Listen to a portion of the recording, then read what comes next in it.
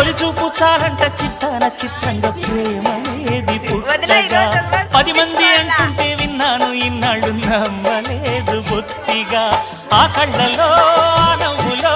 మహిమ ఏమిటో ఆ కాంతిలో ఈనాడే నా ఉదయమైనదో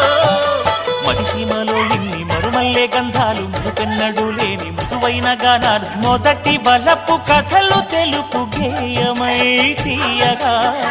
స్వరములు పాడగా